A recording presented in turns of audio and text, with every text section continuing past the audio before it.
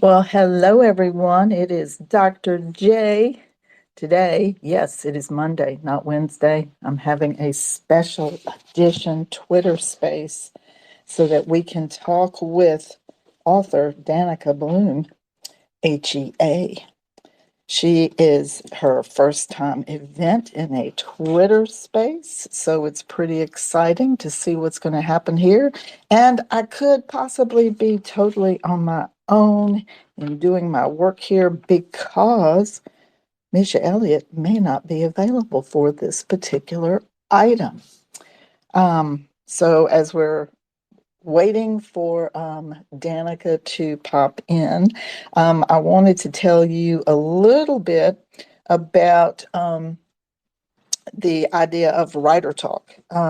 I think it's one of those things that everybody everybody is interested in if you're an author. And last weekend, weekend before last, I was at the Amelia Island Book Festival and got to hear a lot of different New York Times bestselling authors talk about their process of writing and how fun that is. And the other thing is that I got to hear a creative writing professor who teaches at an MFA program this weekend at my local location.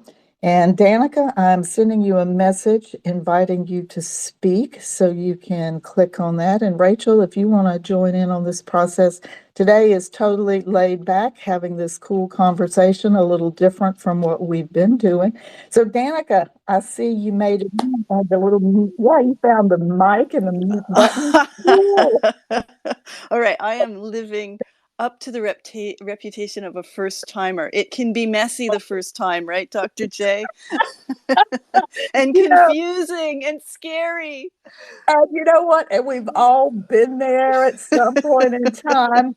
I was doing a typical thing, and this is Rachel Thompson, who's in here with us, who is Bad Redhead Media. Oh So my she does, gosh. Okay, now yeah, I know. really, we have an audience to do my very first time, and it's Rachel from Bad Redhead Media. Come on, Dr. J, you're not fair.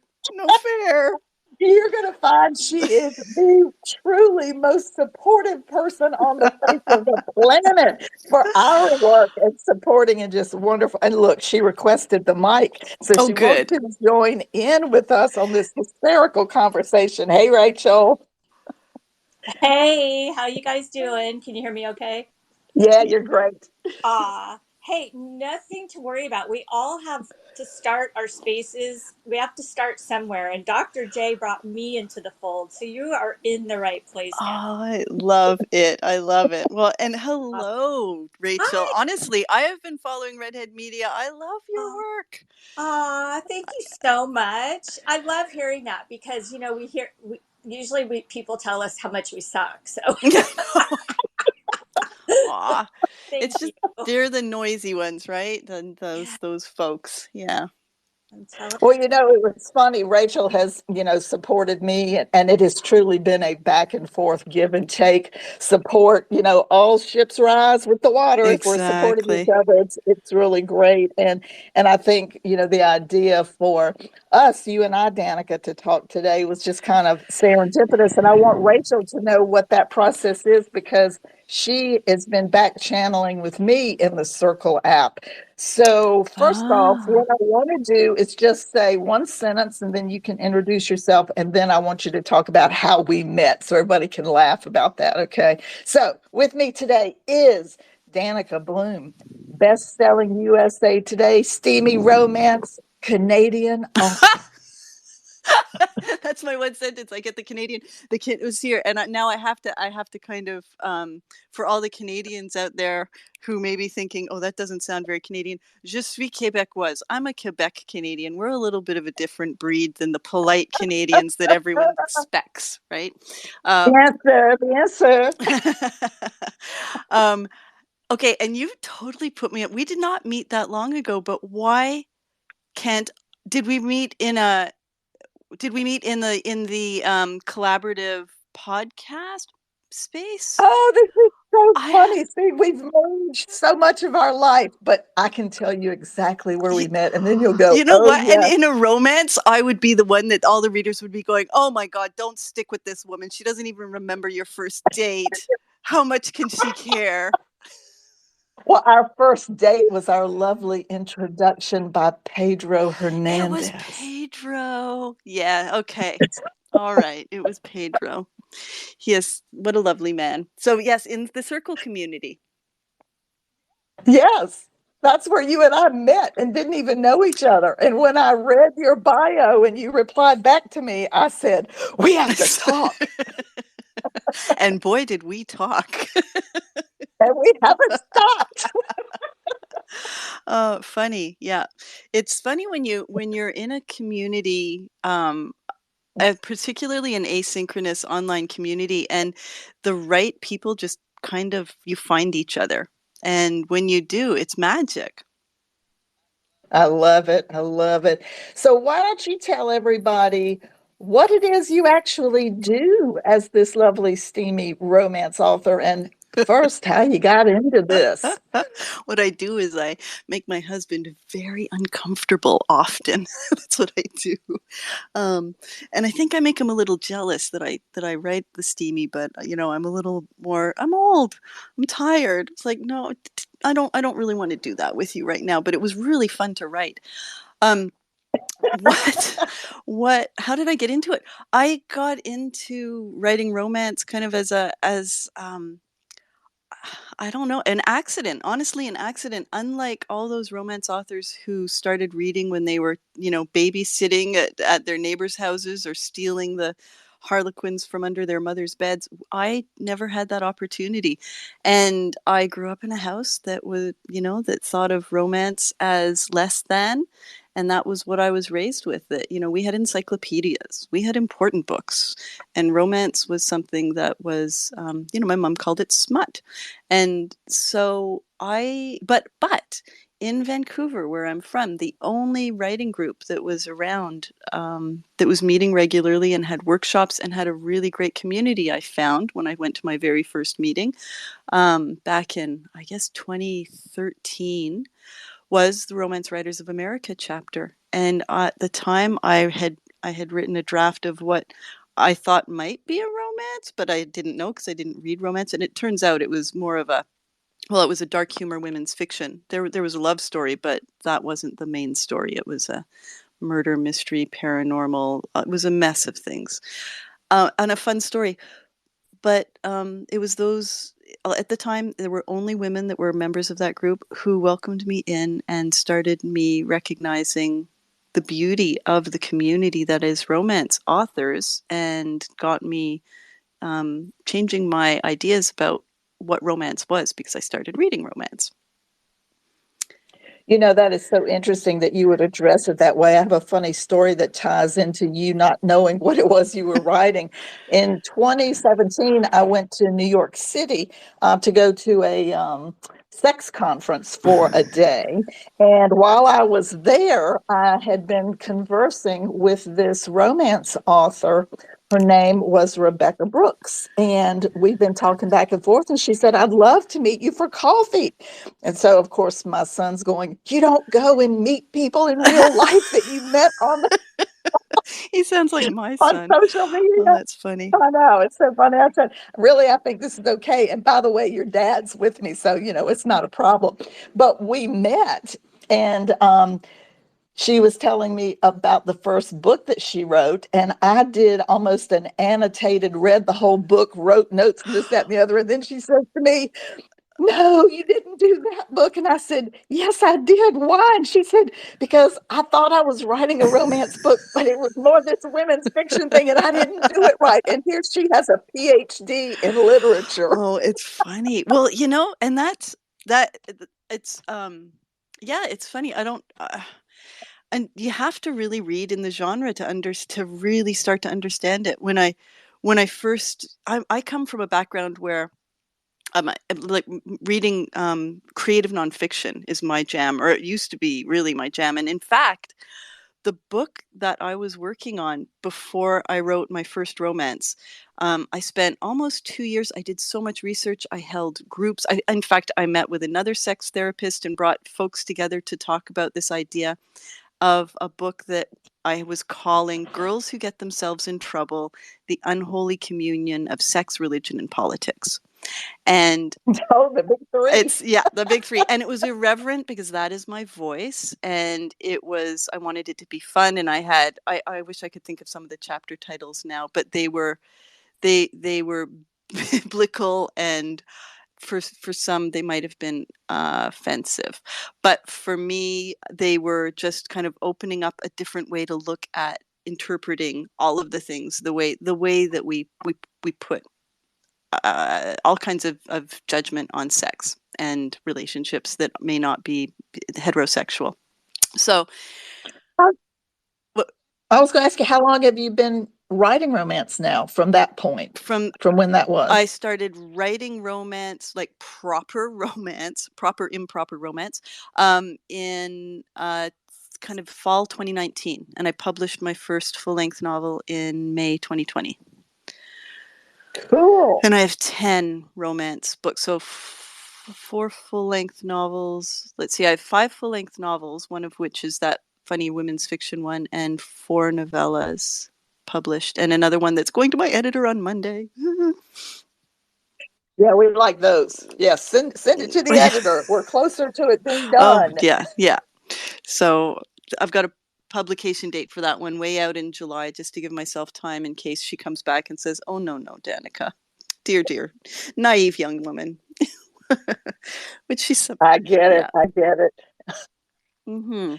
So in the world of doing this, I'm looking at your Twitter feed. I'm trying to find the perfect tweet to put here in the nest that shows your work. I do not. Dun, dun, I don't dun. have anything in my Twitter feed. I'm not on social media. I'm barely on social media. Yeah. Yeah, I'm looking. Well, we'll have to, we'll have to definitely get a place to do that. So you want people to be able to find those books when we're in here talking about them. But it's interesting. I think that for me, looking at where I sit right now, straddling the world of erotica to erotic romance to editing, that it makes life be really interesting and fun and never dull or boring. And I wonder, I know that you have a lot of people that you connect with. What function, you're pulling people together, you're doing all this great stuff. How do you help romance authors? I think my big strength, what I was put on this earth to do, wasn't specifically to write steamy romance books, but I'm a community builder, and that's what I've been doing for over 30 years, working in the nonprofit sector originally with like progressive Canadian nonprofit organizations. And so when I stepped away I was a ghostwriter for 25 years, and I'm quite an expert in financial literacy, actually. Just by accident, I ended up developing quite an expertise in that area and did a lot of work developing community there and with populations at risk financially. And romance, like taking the sideways step to do this kind of writing, which is so much more fun, honestly. But it's the community piece that is kind of the carryover from the old work. And so what I do is going on almost 6 years ago, after being part of the Romance RWA in Vancouver, I was on the board for 2 terms, and I was a really active volunteer with that organization for many years. And then the organization decided to close, and then COVID just killed it because we weren't meeting in person anymore. So I started with a couple of other women, started another community for writers of all genres, and we grew that community. It has grown to over 2,500 people, and it still exists. But I found, and that the people I love most are the romance authors. I can be myself with romance authors, or I can't be myself with necessarily authors of all other genres. And I also, I don't know if it's right or not, but I just feel most comfortable being myself in rooms filled with women.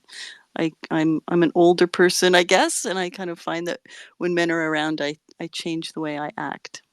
So so the community that I created is called Author Ever After, and it's a space where pre-published romance writers come and connect, and they find their beta readers with each other. And I have mastermind every week where we do accountability, and we meet and people put forward, the challenges they want help with, and I'm helping them move towards publication. So it's all those steps. It's so funny. I was looking online recently, how to write and publish a romance novel, because I'm starting a course, and the top hits are hilarious. It's like 5 steps, and you are a romance author. Boom.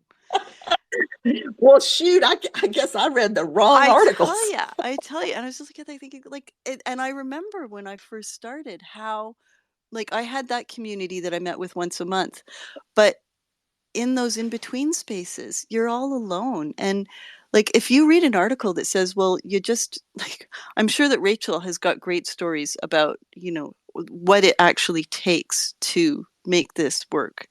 But when you go online and you see these simplified things, it's like you think, well, I thought I must be doing something wrong. And there has to be okay, so there's that step, just write the book. But okay, but how do I write the book? And then, well, just publish the book and then just market the book. I'm like, okay, that's really not very helpful. So what I'm doing is taking the 100 steps that actually make up the just write, the just market, the just publish, and supporting those authors to not be overwhelmed and intimidated and have fun while they do it. And when I was just thinking, look over your head on your little avatar, you'll see I made a tweet for you that has your website. Misha did that one, and I did one directly to Amazon with your book. So I can't see anything. I'm on my phone and I'm scared to touch it. Well, can you see it sitting there? You don't have to touch it.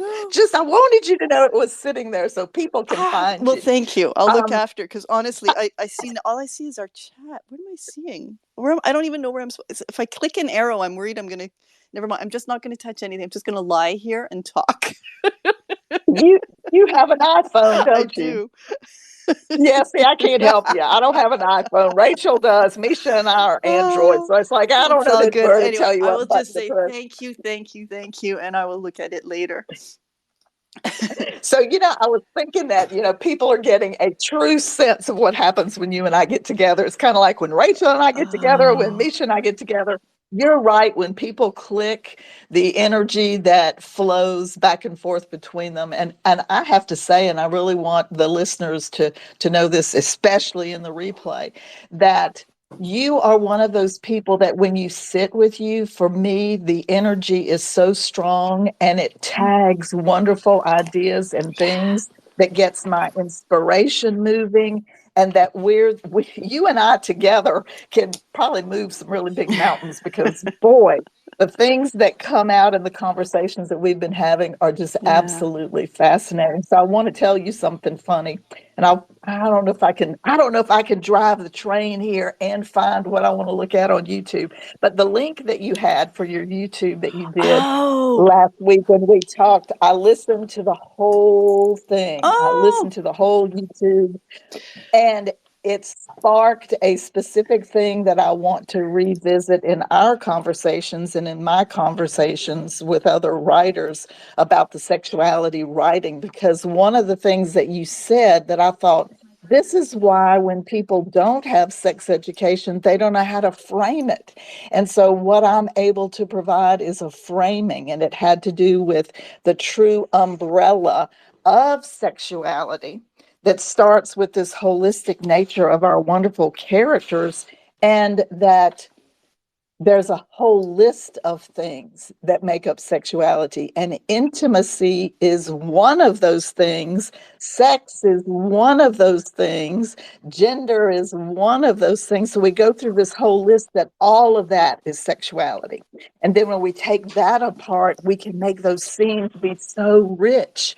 by putting it in and finding language that allows us to bring that forward for the characters, for ourselves, and talking to each other like we're doing here. And, that's what I appreciate is that you and I can just go, boom, this is what I'm thinking. What do you think? Yeah. Yeah. Well, and I guess you know what? And I think you just made me have an aha moment. One of the reasons why I love working with romance authors, and I struggle with, for instance, science fiction or others, we have a shared language and a shared understanding and a shared, like, there's so much that we don't have to say that's just understood. Yeah, the is part. And in part of it is with as, and especially with the romance authors who write a little steamier, there's a responsibility, and understanding that responsibility, I think, is well, not I think, to me it's really important. But if we when I'm having those conversations with other authors who write steamy, it is understood that even those who are writing the darker, where you may have, dubcon, dubious consent and stuff, there's still a responsibility to do it in a way that does no harm to the reader. And I think, being able, like there's something that is very empowering, or I don't know what the words are. They're just I feel at home and safe when I'm with people who I can have those conversations with. And like you, I can make mistakes. I don't know, like, the breadth of what you know about sexuality is so much bigger than what I do know, what I know. And so I can make mistakes and ask you questions, and know that you're not judging, and I'm in a safe space to learn. And I think that's a big part of also, that's a big part of having the right community around you as well, right?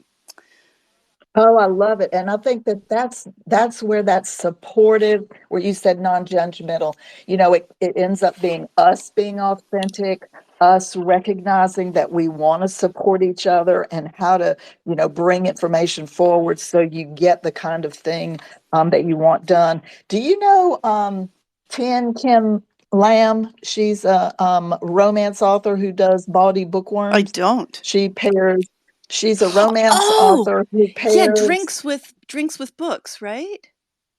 No. no, no, no, sex Sex toys with toys with books. books. Okay, sex. Yeah. And it's funny to think about how all of us get connected in the work that we're doing. I did not know she was here a couple of weeks back, and I did not know that her history was selling sex toy products in guest parties, like, Yeah. whatever parties you go into somebody's house and say, here are all Well, my that's where I bought products. my first This one. happens to Yeah, and it's finding those places Mm-hmm. where you're saying you feel that familiarity, you feel that comfort, and it's, somebody that you can take by the hand and say, "Come on, I'm doing this. Let's see what happens when we do X, Y, and Z."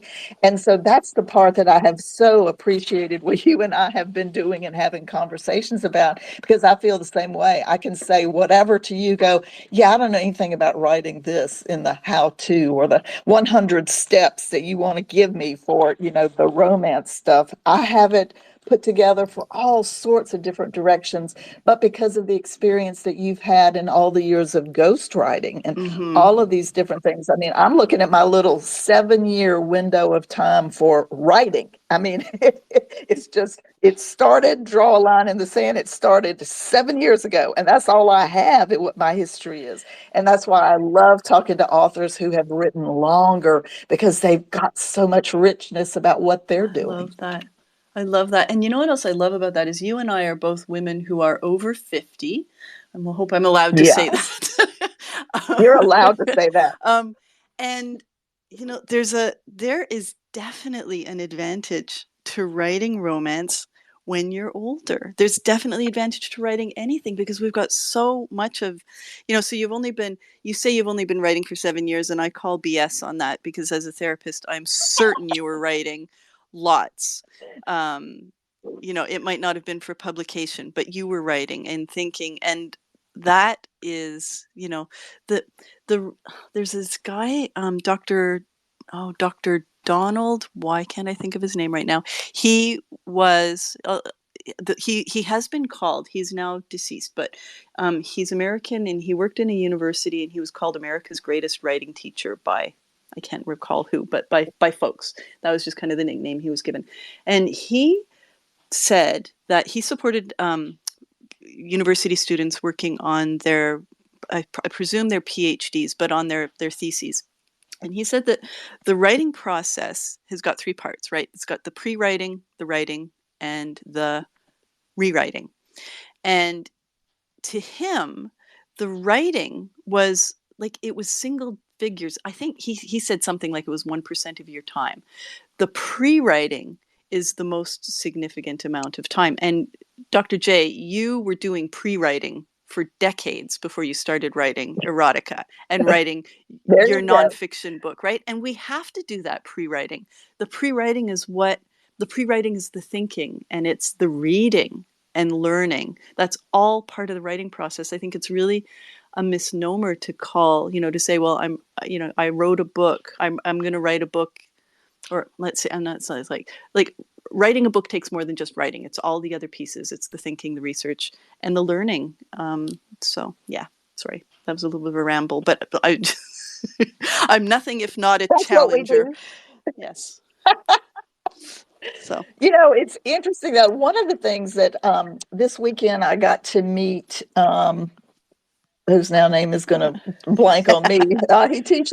He teaches creative writing at Florida International University, and I have a picture of his book that he signed for me on my timeline. I'm sitting there going, yeah. The guy's name is. We had a delightful conversation, but one of the things, he's 75, and we had this great conversation about science from the direction of, are you somebody that picks up a pen and writes?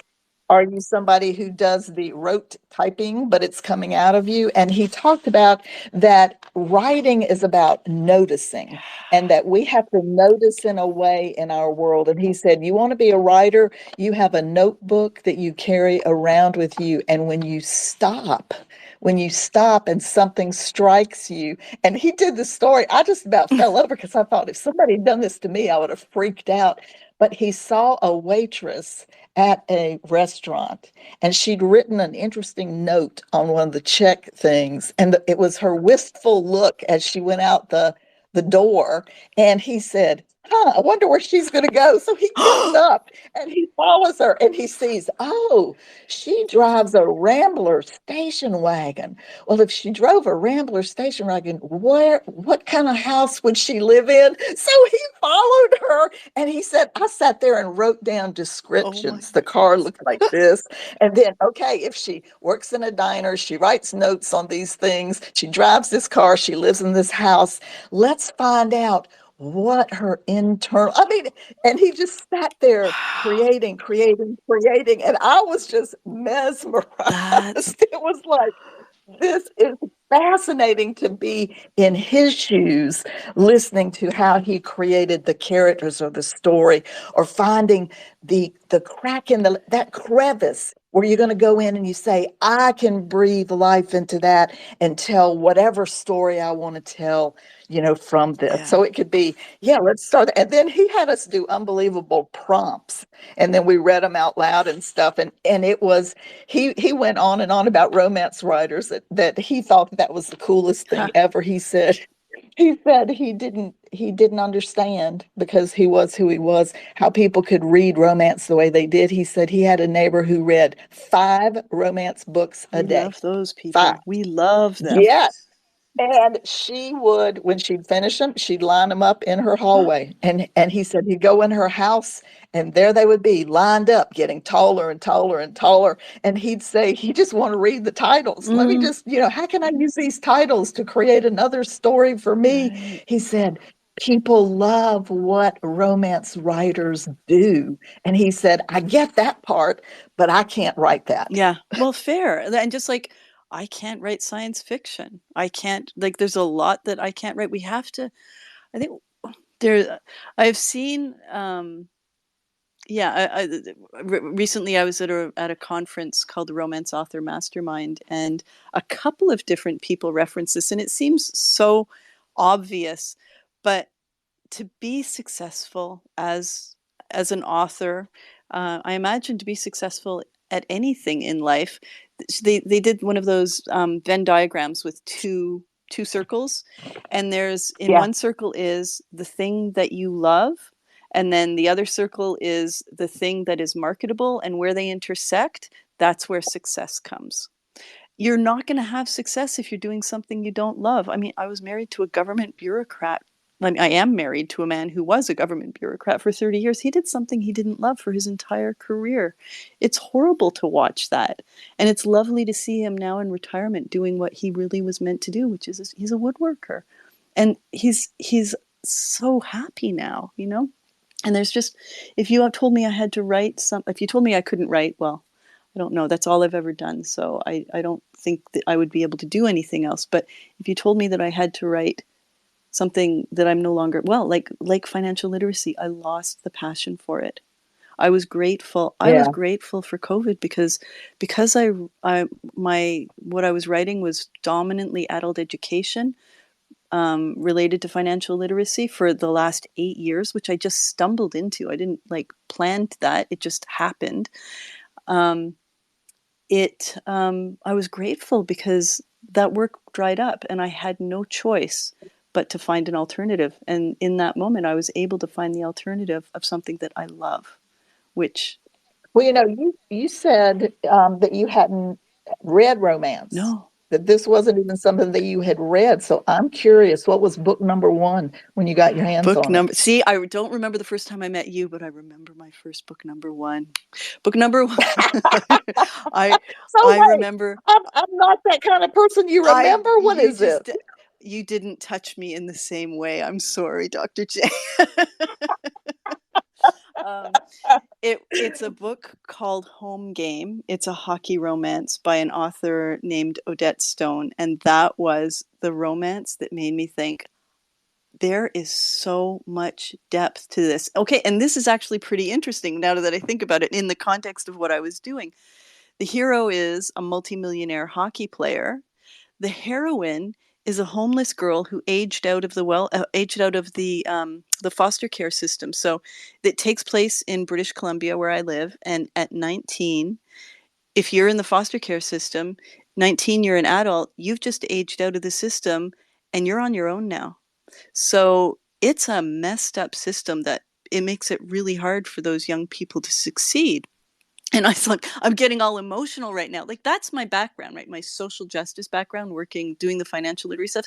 So I read this and I was just like, oh my, I cried, I laughed. I was like, it was steamy as heck. I was like, whoa, this is good stuff. And it stuck with me. Those characters stuck with me. The story stuck with me. I thought, okay, this is romance. I had read like, I don't like stuff that wasn't published by people in the group, but this book was my, I don't know, the gateway drug. Um, and it was fabulous. It is a fabulous book. I highly recommend it. It's just a wonderful story. Well, it's interesting because when my students said, yeah, we want you to write, and I was like, yeah, I don't know how to think about this. 50 Shades had just come out, and I had read it in class because they were asking me a million questions Mm, and that sort of thing. But when I decided I wanted to pick up a pen, I was pretty clear I didn't want it to look like that, right? especially with my Yeah, background. And so I wanted to find some romance writers that I would go, this is kind of cool. And it's similar to you. The first book that I read was by Laura Kay, who was doing a social justice piece about the military, and it was set for 5 men who had been overseas in a war, and not everybody in the platoon came home. It was just those 5, and over the story of 5 books, mm-hmm. they find out how they were framed and all of these different things that happened to them. But they have issues where they have to have mental Of course. health help, Yeah, and somebody has lost a limb, and she talks all about that. So she ties in all of these components in a compelling, really cool romance for each one of those guys and how they all fit together. And that was my first introduction into romance plus I love writing was like, yeah. Yeah. And I love it. And that is exactly. So you get to read about social issues, you get to hear opinions, you get to form opinions without it being preachy, without it being a hammer. It's just like, this is life. And that's, it is the girls who get themselves in trouble, the unholy community of sex, religion, and politics. Like, it is, I can write that in the form of something that is palatable, right? So I can write about, I was part of an anthology. Many hundreds of romance authors were parts of anthologies in 2022 that were raising funds for reproductive rights in the United States. And, it's, I think we're going to see a change in the romance genre where choice is going to be written about more than it has been to now. It's funny, in that first book that I wrote, Mother Teresa's Advice for Jilted Lovers is the title of it, the not romance. That book, in my first draft, or in the draft that I sent to my developmental editor, the main character, Tara, has an accidental pregnancy and abortion when she's younger, and it's written about in the story. And my editor said, you cannot write that. You cannot write about a character who has an abortion. And I took her word, and I was like, okay, I don't want to upset readers. And so instead, she has a miscarriage. And that never felt right to me. I did it because I understood that I didn't want to upset people, and I have a very strong desire to be liked. And especially for my first book, I was like, I don't want people to hate me, because if they hate my book, is if they hate the book, they'll hate me. Like, I have all of those insecurities. But I changed it. And so in the last 2 years, talking to authors, romance authors who are a little bit further ahead and in their careers than I am, I was asking, we have a mastermind every single Friday. And like, how many of you have written abortions into your stories? This was before Roe versus Wade was overturned in the States. And almost all of them said, they all said, I've never written it directly. And only one or two of them said, I've alluded to it. And one of them, who was a volunteer with Planned Parenthood, said, I always mention Planned Parenthood in my books, but it's never like, it's like, it's just mentioned because that's part of what is important to her. Anyway, now, after these anthologies where tens of thousands, if not more than $100,000 has been raised for organizations in the States, I think we're going to start seeing a lot more characters and conversations about reproductive rights in romance, because readers didn't hate us. It turns out those assumptions that writers were making were wrong, that readers will still, read your books and still love you and appreciate that this is a woman's experience, right? Like, more than 50% of women, or some crazy statistic, have an experience where they have to deal with. Anyway, boy, see? Well, yeah, no, and talking romance, we end up going down 20 different trails. But I was going to tell you what really resonates with me on that is that I was in a meeting yesterday with Sex Tech Connect, and it was a global meeting. And the speaker was Cindy Gallup, who Oh, is the person who did Make Love, Not yeah. Porn. So she and I got to talk. It was really cool. And her point for this whole conversation was anybody who's doing sexuality work. So you're talking about, here's an element that would be in our stories. She was saying, we need to define the way things need to be said, not people defining it for us. And she said, change the world to make it fit for you. Put out there all the time to people what you are doing.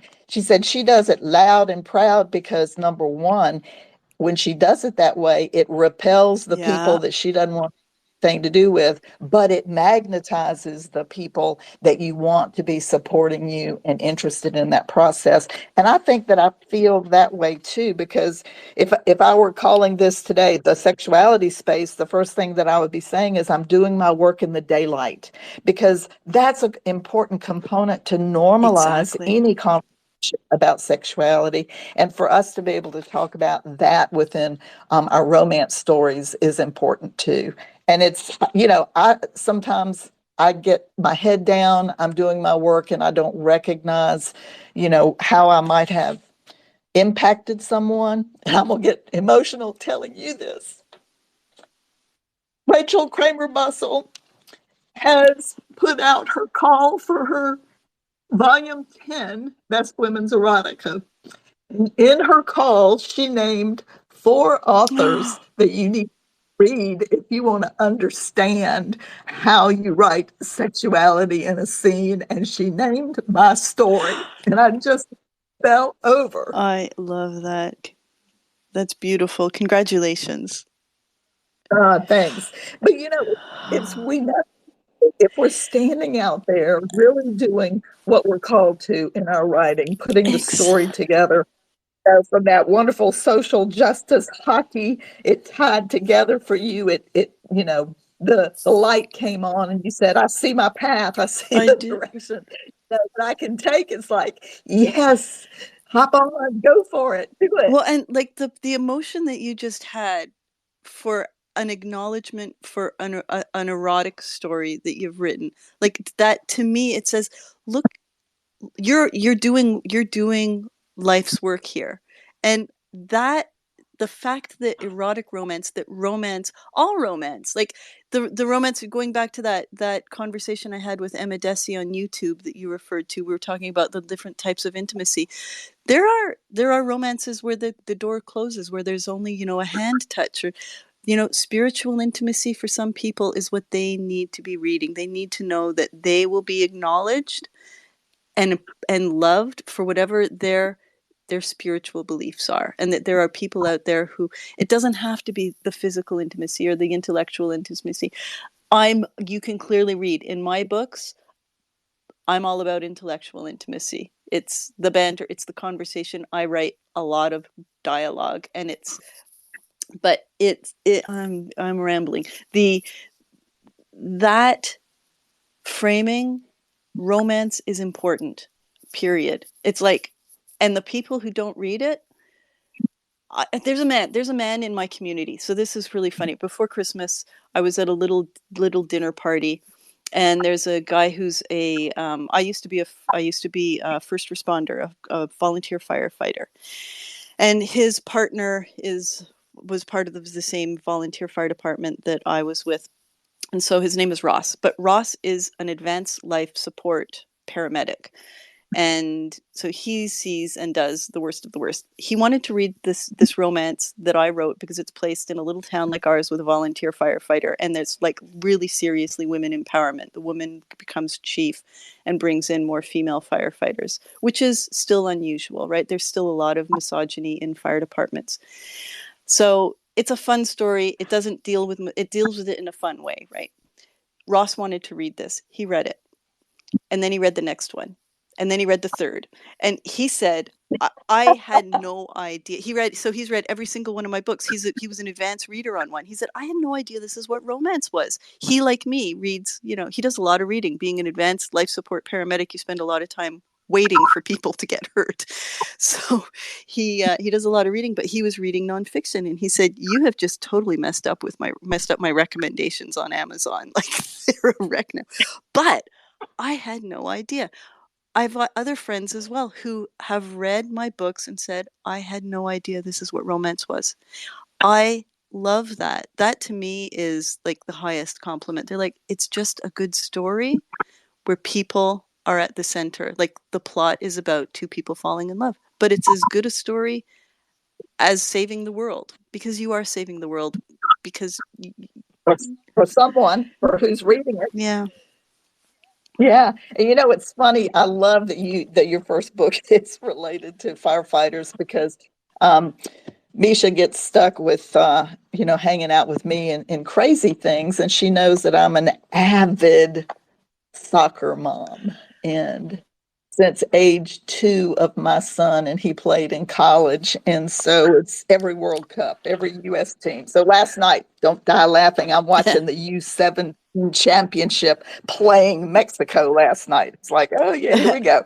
So I said, Alicia, well, I think you might find something interesting for your romance and erotic and everything if you watch some of these soccer games. And she said, really? And the minute one guy whipped off his shirt, it's like, yes, they're next to nothing. And you see everything and you get ideas. And when you watch them run and their bodies are lean and the legs are, I mean, you get all these ideas. It's like, she said to me, I've written a single soccer story at all. And I said, well, you're right. I know a lot of things about it. I could really talk about it, but we'll see.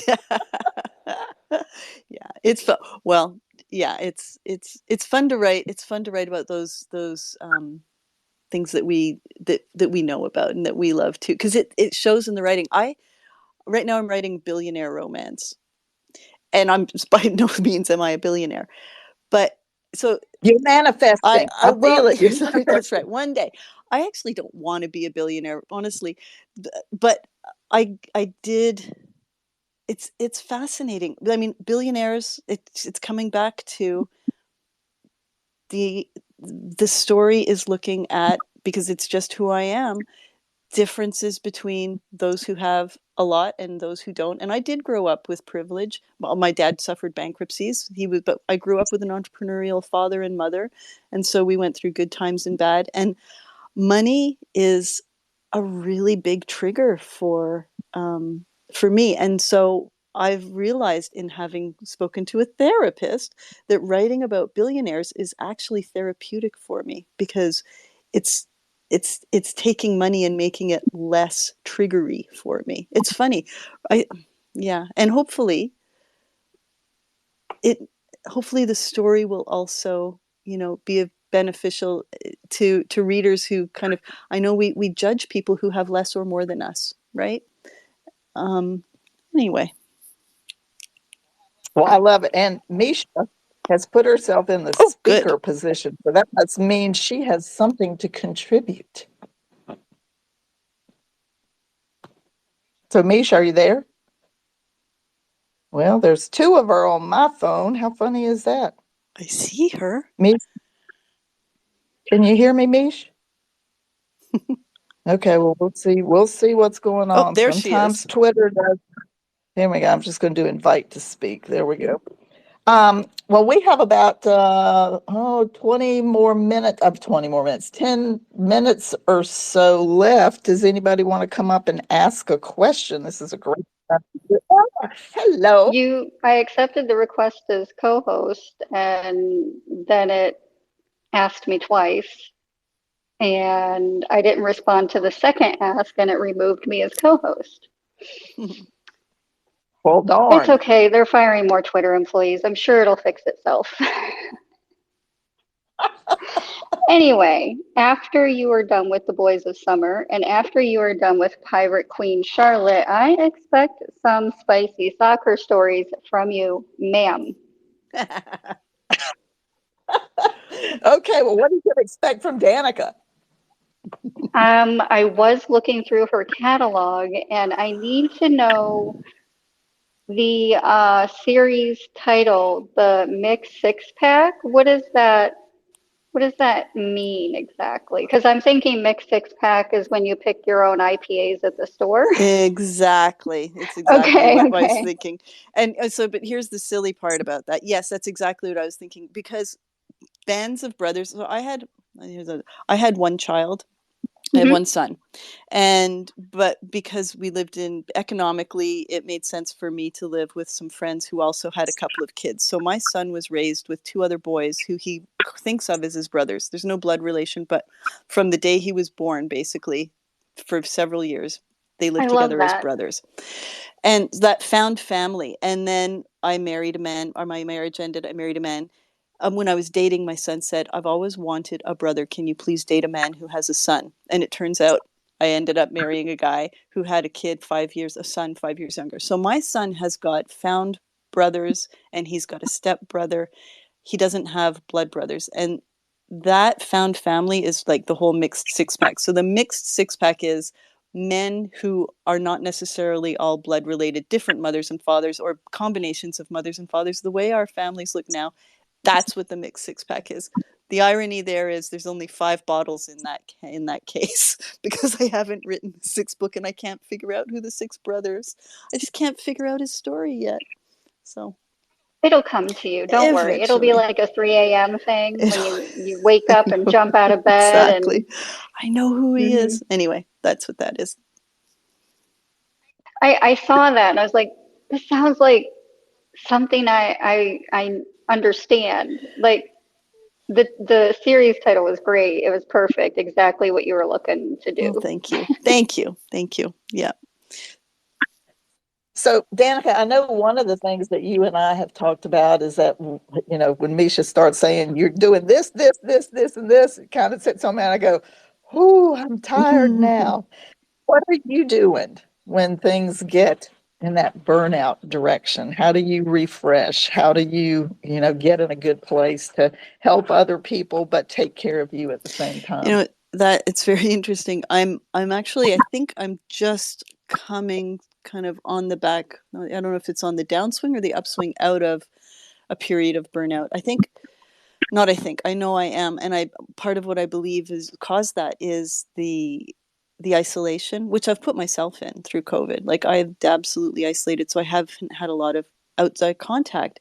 And you were talking about, so I know this is a roundabout way to say how I deal with it, but when you were mentioning the Floridian author and how he followed the waitress home, I was thinking the whole time you were talking like that, not having all of that external input into our creative minds makes it really hard to be creative, and that's what I was facing in isolating.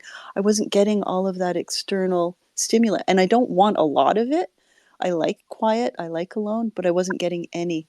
So it made it really hard to write. It has made it really hard to write.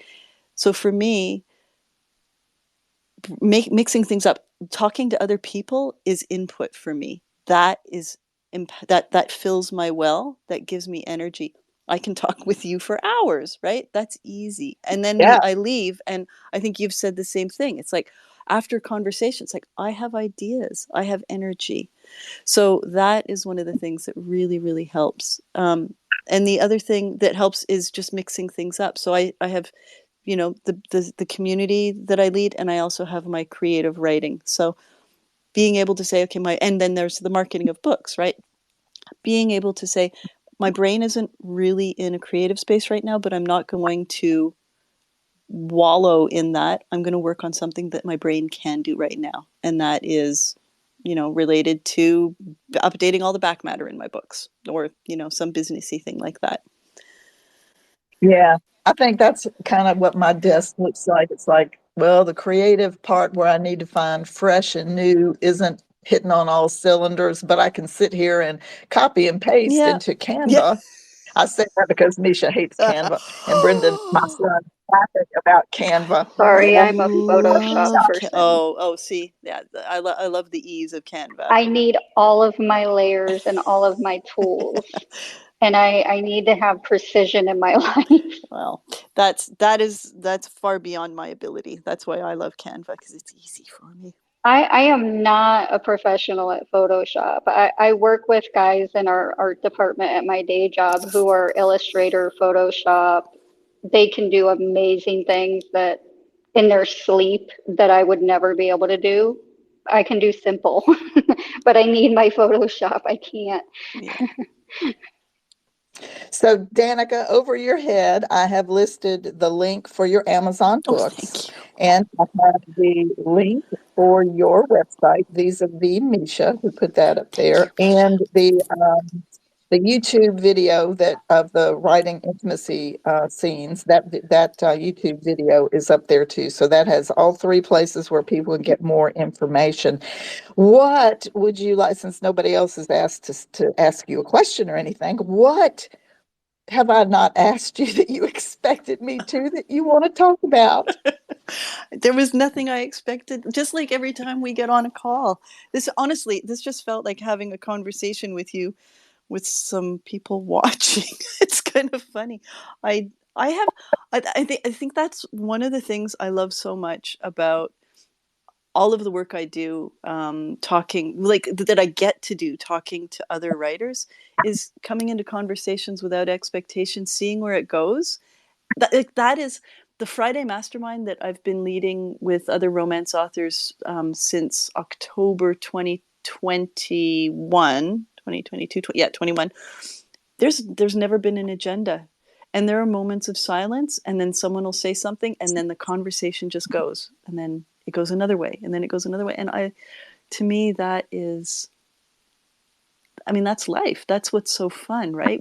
I never know where our conversations are going to end up, Dr. J. I know, and they always end up in some interesting and cool Yeah. place. How is Someone, so? My friend Maria yeah. has come up to the speaker stage. She must have a question for you. Hey, Maria. Hello. Hi. Okay. Hello. I'm enjoying this conversation so much. I wasn't intending to raise my hand. I'm not in speaker mode right now, but I had to comment. I love what you just said. Spaces, any kind of conversations out here on social audio, it's a perfect opportunity to eavesdrop, right? And it's fantastic. I mean, I'm a podcaster, and when I interview people, I want to learn. I never want to script my shows. And I love the way Dr. J does her conversations on here. Rachel, so many great hosts here on Twitter Spaces. And they're doing it in such a beautiful, organic way. And so I love the unfolding of this conversation right here. I guess my question, though, here's my question.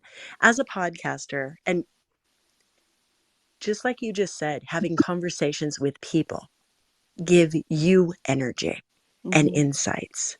It can be tiring sometimes, but just like you were describing, it gives me energy when I help people, when I have conversations with them. And then it's a whole um, burst of creativity and energy that's sparked by a conversation. And I love that so much. But I have a hard time listening to other podcasters sometimes. There are some brilliant people out here, and I avoid them a little bit because I'm scared that they're going to light my fire so much that I'm going to get distracted from my own stuff. How do you find the balance of that? Is my question, I guess. Finding that balance. So that's a great question. So the only way I can think of that, like the way I'm framing that, is as as a romance author, there's a fear sometimes about reading while you're writing, that you might like, I'm think, is this what you're meaning? Like if I'm reading Annika Martin, who I love, um, while I'm writing, this fear that I'm going to steal some of the way she's writing. Is that what you mean? Like the energy burst inside? I'm trying to understand your Not question. not so much that. It's just that they'll give me an idea for a new chapter, Right. a new project. But that's a Um, problem? No, that's not a problem. That's fantastic. it No, is that's the if way I if look I, at it. yeah, I just find myself kind of like a fire hose, too Yeah. much, putting out Yeah. too much energy and not honing in on my own. Um, I guess, I mean, it's just a balancing Right. act. I think all of us have that problem as No, any kind it's, of content yeah. creator. Right. No, Yeah. okay. So yeah, getting pulled off, like there are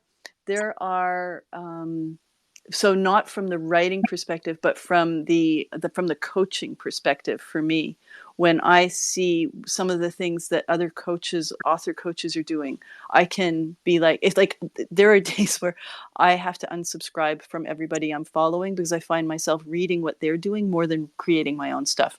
100%. Yeah. And that is not helpful, because it puts me into a place of, oh, look what they're doing, they're so smart, and oh, I could be doing that, Yes. but I'm not them, and I can't Right. be doing what they're doing. So truly, I go through, I'm a binge and faster. I'll binge other people's content, and then I will fast, because it gets to a place where it's not healthy. It's kind of like coffee. I can start with 1 a day, and then I'm up to 2, and then suddenly I'm getting coffee headaches, caffeine headaches. It's like the same thing. I don't Yes, know. yes. It's like sometimes I think of consume, Yeah. pause, and then create. Yes. Let it. There are three kind of separate things that you kind of have to move through. 100%. Yeah. If that is actually, you've actually hit it. If I'm consuming while I'm trying to create, I'm slow and it's just not, I don't create. Mhm. Yeah. The creative brain can't work for me. My creative brain is not at its best when I'm in a consuming space. And I think that's probably why Right. there's the pre-writing and the writing when you're talking about it as writing, right? Like I think it's the same thing. Mhm. Yeah. Thank you for raising that. Well, Yeah. y'all have hit the nail on the head for some important items for boundaries and consumption and all of these different things that not just apply to writing, but any creative endeavor, any of the Right. direct that those of us podcasting or writing or doing all of the above.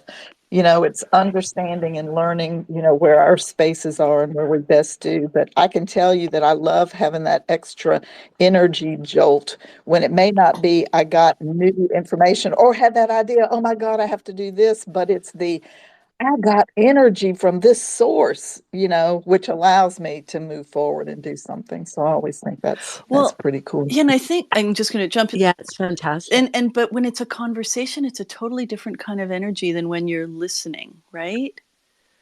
Yeah, that's For true. me, it is. Because you're pulling things out of me where when I'm listening to a podcast or watching a webinar or something, I'm just, it's a totally different space. Yeah. Exactly. And it's a beautiful thing to witness and eavesdrop on two people having a conversation where they're having insights that are coming to them because they're bouncing the energy off of each other. Maria, I'm writing down notes for a story. Watch that. Well, the other actually, I'll make a comment about the soccer stuff, by the way, because my daughter plays water polo and she started when she was like 10 or 12 years old, right? On the co-ed water polo team. And at the time, she was bigger than most of the boys, Right. right? And she would love it because she's like, yeah, I took down that skinny boy or whatever. But as they get older, of course, when the boys hit like 13, 14, 15, they start to get muscles, right? And they don't play co-ed anymore. And the boys are actually afraid to touch the girls, right? They're Yeah. like, so then the girls have the advantage even then too. It's kind of funny. But I was laughing because Dr. J, when you were talking about the, boys running across the field and their muscles and their legs and watching football, we can notice their butts in their pants and stuff. And it's like, I don't want to talk like that too much around the high school water polo contest. Let's have different conversations in different locations like here where we Right? It's like we're boundaries. using our world to gather information. So that makes it really good. That's So I'm funny. happy that you popped in, Maria, and made that. So Thank you. Danica, before I give you your final moment here, Rachel, you have anything you want to sum up with? Oh, so I've just been listening and learning, and I'm just really happy that you are here today. So thank you for sharing, Danica and Oh, Dr. J. thank Thanks, thank you, Rach. Rachel. Mish, what about you? I look forward to book 6 and the Oh six my pack. The next God. Please look forward to the Billionaire's Shrubbery. That's the next one coming. Please look forward to that one. I actually that title when I saw it, I asked Donna. I about died. I'm loving. I laughed so I'm hard. so glad. I'm so glad. I'm really, really having fun with this book. Good. And Maria, any last comment? No, you guys are just making me laugh. I love that. Well, we need that kind of energy for a Monday. That's an important thing. So I'm glad we accomplished that for today. Danica, you've been Oh, spectacular. What would you like to say to sum up here? you know what? I think I'm just going to jump on to what Misha and Maria just said.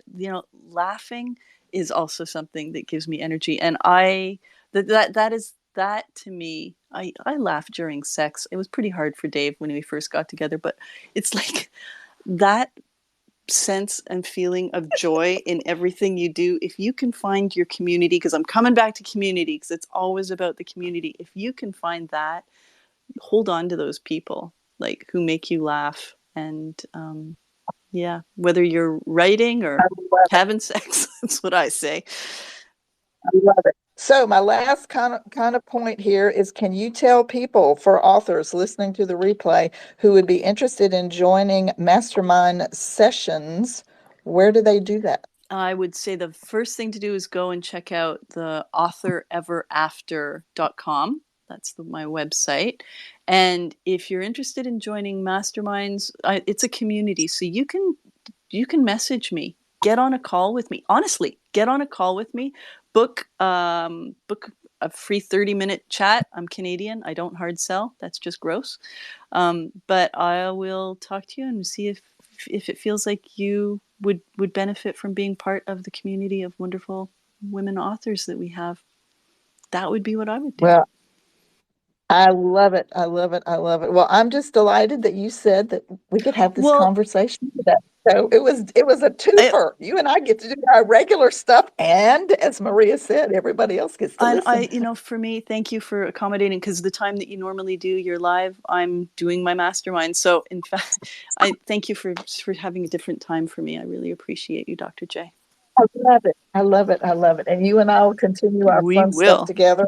We will. Thank you, Ramon and Vinny, for popping in here, and Rachel, Mish, and Maria for speaking, and Danika for being just a lovely day. I hope everybody has a wonderful rest of your day. And just so I clarify for everyone that's listening, because this will show up in my Sexuality Space feed, I will be taking off the month of March and April for getting a book finished to the publisher in March and then being in Europe in April. So we'll be back for the 3rd year anniversary birthday on May 3rd. So mark your calendars for that day. Y'all have a wonderful day. Make sure you laugh today, because we've had a good time. Thank you so much. Talk to everyone later. Bye. Bye. Thank you.